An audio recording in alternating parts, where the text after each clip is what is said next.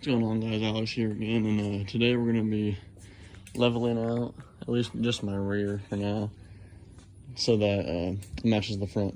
So what I'm going to be doing with that is, these are the shackles for the leaf springs in the back of these older trucks and SUVs have the leaf springs. My shackles on one side is like completely rotted, so I need to replace anyway, so I decided to pick these up. Got them on Amazon for like 46 bucks. Super high quality, I think. I mean, the welds are good. This is actually pretty heavy. And they're 2-inch extenders, so go ahead and show you this. You get out the measuring tape, and you go from the bottom round to right up here. It's right about 31.5. You go over here to the front, it's right about 32.5. So it will be a little bit of that bulldog stance in the back. So I think I'm just gonna crank my torsion keys up a little bit just to even it out. So I'm gonna show you how to do that. First step is you wanna take off your wheels. So yeah, I spray painted the wheels, so I put this tape around here so that when I pop this center cap off, it doesn't make an outline of like chip paint. I had that problem before. I actually fixed it and made it look good again. But I'm gonna be doing that on both sides. And then you're gonna wanna jack it up on the diff right there, and then where to put your jack stands would be right here on the frame. Do not put it on the body. Put it on the body, it'll be a whole different problem and you'll be pretty upset. But you put it on the frame to keep the weight off the suspension while you're taking out the shackles right there. It should like drop it down, and then you'll be a lot easier to put in the 2-inch extenders or however you do it. Frame on jack stands and the tires dropped. I also have it supported by this floor jack so that doesn't go all the way to the floor.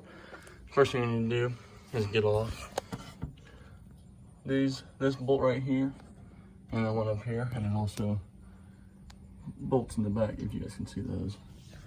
And then that will drop this stock shackle, which you can see rusted out right there.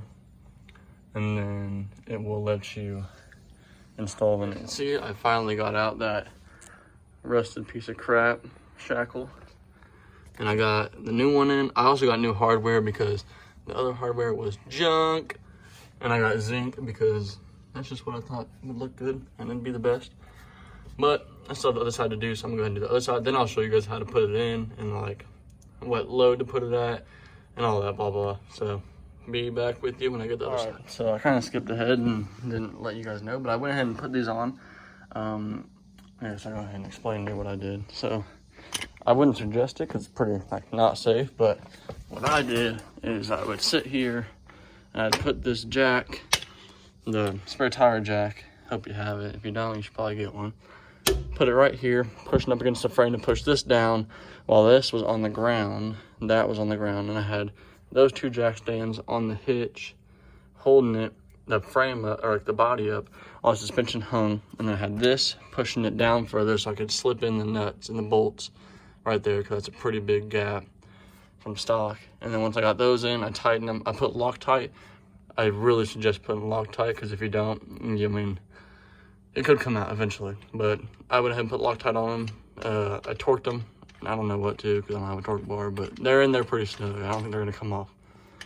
So now that that's all that done in there, I'm gonna go ahead and clean up everything that I've drug out, put the tires back on, and remeasure and show you guys after. All said and done. Lifted the rear 2 inches, leveled it out really. But, oh, it looks great. I love how that turned out. Looks good with my framework that I've been doing lately too. Just really pops. That's great. I love it. It sits so much higher. You can tell when you get in it. You can tell when you're behind it, looking in it, getting in it. Especially tell when you're in the hatch trying to get stuff out. But there she is, lifted, leveled 2 inches. I just want to say, I hope you guys enjoyed this. I did this in my garage, being 16 years old. I mean, I think that's pretty great. I just think that proves that anyone can really do this. I mean, I used common hand tools that I use every day for changing oil or an air filter, like easy stuff like that. Like, this was super easy to do. Required nothing super advanced. And I mean, just take some time. I started at, I think like 11:30, and if, I don't think my watch is still in there, but it's right about 5:15. So it took me quite a long time. It took me, that's probably longer than it should have taken me, because I had tons of rusty bolts and bolts that wouldn't come out, and then I snap bolts, and I ran to Ace Hardware twice. So, but all it was is the 2-inch extended shackles, which were $46 on eBay. I got the zinc bolts. They were like $1.50 a piece, and I got 4 of those, and I got 50 cents a piece for the bolts. And then I bought Loctite, which is about $8. So right around 60, 70 bucks, you can get this done, and it looks amazing. And I'm super happy with how it turned out. And I'll go ahead and leave the links to the shackles down in the description below, so you guys can check those out. This is a 98 Ford Explorer XLT V6 single overhead cam, in case you want to get super specific with it.